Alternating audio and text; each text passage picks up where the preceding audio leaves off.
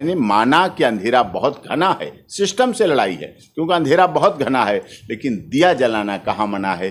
दिया जल गया है, ऑनरेबल हाई कोर्ट में उस पर एक्शन लिया है और आगे प्रोसीडिंग होगी। यूपीएसआई भर्ती घोटाला उत्तर प्रदेश में बड़े लेवल पे हुआ। इसमें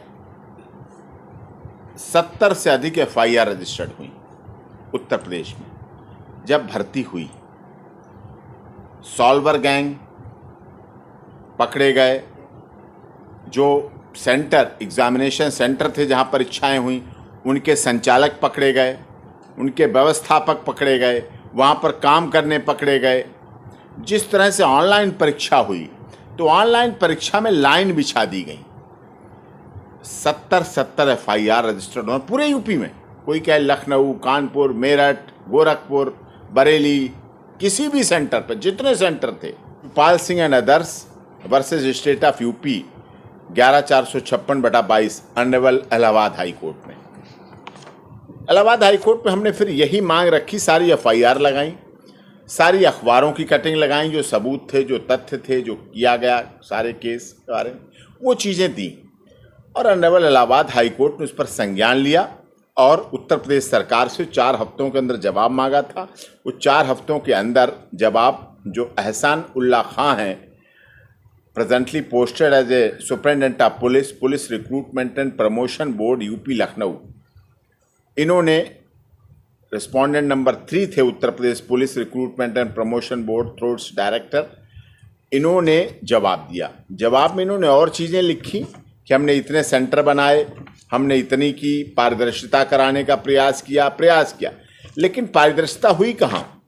हमारे में तो 70 एफआईआर और यहाँ तक भ्रष्टाचार का आलम ये रहा कि जो परीक्षार्थी अभ्यर्थी यूपीएसआई भर्ती के कैंडिडेट नकल में पकड़े गए, जिन पर एफआईआर हुई, रिजल्ट में उनको सेलेक्ट लिस्ट में दे दिया गया कि आपका सिलेक्शन लिस्ट में है, आप पास हैं, वो जेल में हैं, वो नकल करते हुए जेल में पकड़े गए। एसपी उनके लिए प्रेस ब्रीफिंग कर चुके हैं कि ये लोग पकड़े गए। सॉल्वर गैंग पूरी तरह से प्रोफेशनल लोग, हैबिचुअल ऑफेंडर। इसमें जो इन्होंने, क्योंकि हुआ कहाँ से घोटाला, बड़े लेवल पे घोटाला हुआ।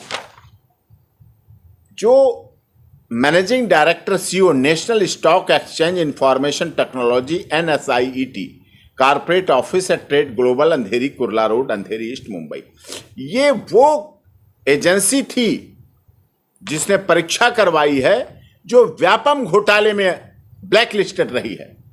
जो व्यापम घोटाला मध्य प्रदेश का, इतना बड़ा व्यापम घोटाला हुआ जिसमें दर्जनों लोगों ने आत्महत्या कर ली, उसकी जांच के दौरान, उसके केस के दौरान। Special fast track court Gwalior में चल रही है, अन्य जनपदों में भी चल रही, उनके निपटारे के लिए इतने बड़े लेवल पे। और उस कंपनी, उस NSIET कंपनी के द्वारा ये उत्तर प्रदेश में यूपीएसआई भर्ती की परीक्षा कराई गई और उसमें इतना बड़ा 15 से 20 लाख रुपए।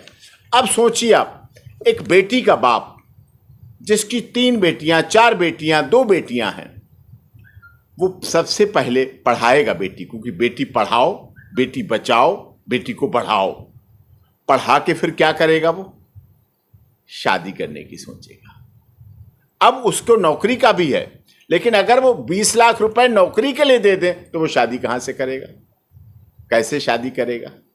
वो क्या सोचता है कि बेटी तू बहुत अच्छा दौड़ लेती है, तेरी हाइट बहुत अच्छी है, तेरी सब कुछ फिजिकल बहुत अच्छा है, तू बहुत फिजिकल में एकदम अप टू डेट है, तेरा इंटरव्यू बहुत अच्छा है, तेरा सब कुछ है, तू सब में पास हो जाएगी, तू पास हुई है और परीक्षाओं में भी पास हुई है, लेकिन बेटी मेरे पास 20 लाख रुपए नहीं है।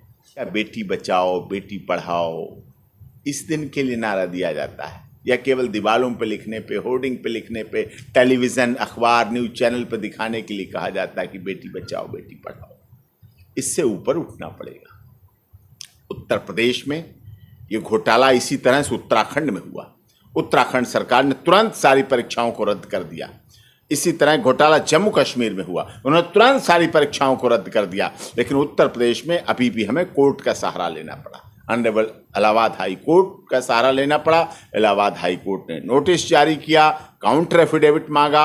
अब काउंटर एफिडेविट आया है, अब इसमें हम देखेंगे इसमें क्या चीज़ें दी हैं उन्होंने, जो इनके अधिकारी हैं। अब इस आधार पे आगे करेंगे। जो इनके superintendent of police recruitment and promotion board UP Lucknow, इन्हीं की जिम्मेदारी है। एहसान उल्लाह खान, इन्होंने अपना काउंटर एफिडेविट दिया है। अब इसमें हम देखते हैं कि जो चीज़ें इन्होंने, उन्हें FIR की तो चर्चा नहीं की अपने में, जो FIRें कटी, जो पकड़े गए, तो नकल करते पकड़े गए, कराते पकड़े गए, कंप्यूटर हैक किए गए, लैपटॉप चले, यहाँ तक जो छात्र पूरे टाइम बैठे रहे, लेकिन आखिर के कुछ मिनट में मतलब 1 मिनट में 60 क्वेश्चन हल कर दिए गए। 1 मिनट के अंदर, टाइमिंग देखेंगे तो 1 मिनट के अंदर 60, 59, 58 क्वेश्चन हल कर दिए गए। ऐसे कौन से छात्र थे?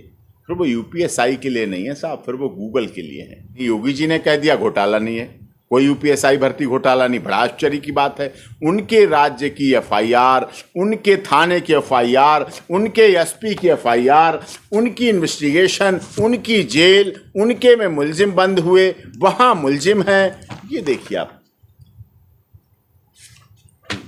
आधे घंटे खाली बैठे रहे, फिर 3 सेकंड में हल किए सवाल। आधे घंटे खाली बैठे रहे। ये यूपी तक दे रहा है। यूपी STF ने गोरखपुर से सालवर गैंग से जुड़े 3 जालसाजों को गिरफ्तार किया। सब इंस्पेक्टर की भर्ती परीक्षा में सेंटर हेड ही पैसा लेकर सालवर से साल करवा रहे थे परीक्षा। यूपी STF NSIT के क्लस्टर हेड, सेंटर हेड समेत 3 लोगों को किया गया गिरफ्तार। ब्रेकिंग, गोरखपुर योगी जी का क्षेत्र।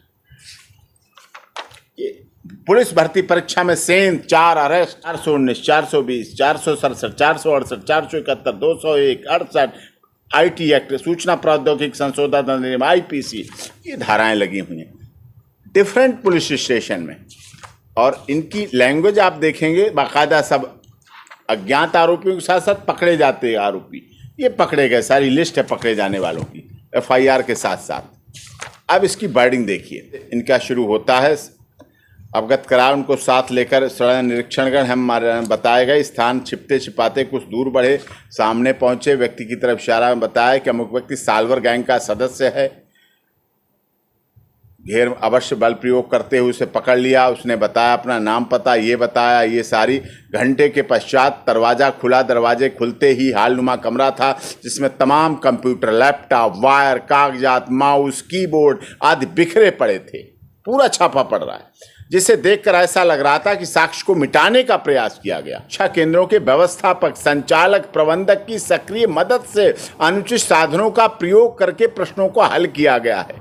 अभ्यर्थी तथा उनके सहयोगियों का उपरोक्त कृत्य आपराधिक कृत्य की श्रेणी में आता है। कैंडिडेट रिस्पॉन्ड लॉग विवेचना के साक्ष्य हेतु संलग्न किया जा रहा है।